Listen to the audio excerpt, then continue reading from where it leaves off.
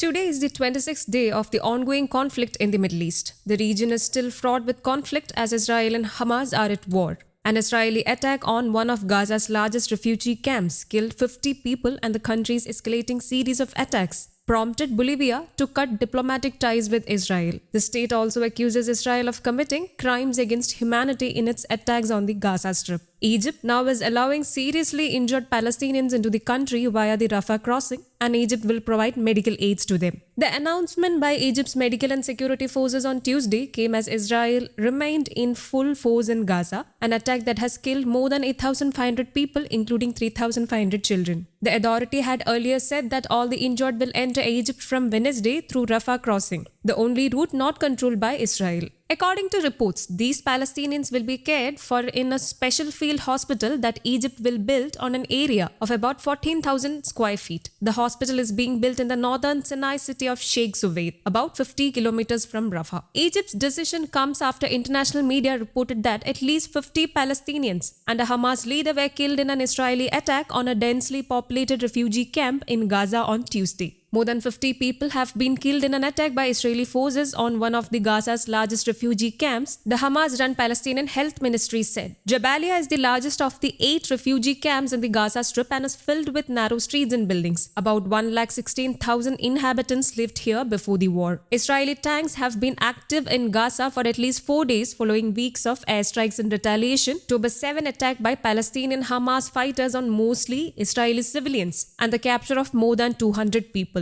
IDF spokesperson Lieutenant Colonel Jonathan Conricus said that Hamas commander Ibrahim Biari had been killed in an earlier attack by its jets in the Jabalia refugee camp. Ibrahim Biari played a vital role in the planning and execution of the October 7 attack on Israel from the northeastern Gaza Strip. Hamas claimed in a separate statement that more than 400 people died in the Jabalia strikes, although this has yet to be confirmed. Taking all these circumstances into account, the FBI issued a terror alert to the US. In the US, FBI Director Christopher Wray has warned that due to the ongoing war, we are in a dangerous period with a high threat of hate crimes and possible attacks. Christopher Wray, the director of the US intelligence agency of FBI, warned yesterday that the US is at a dangerous point amid the ongoing war between Israel and Hamas, and the threat of targeted attacks, including hate crimes not seen in a decade, has risen and continues. News Desk, Kerala Kaumudy.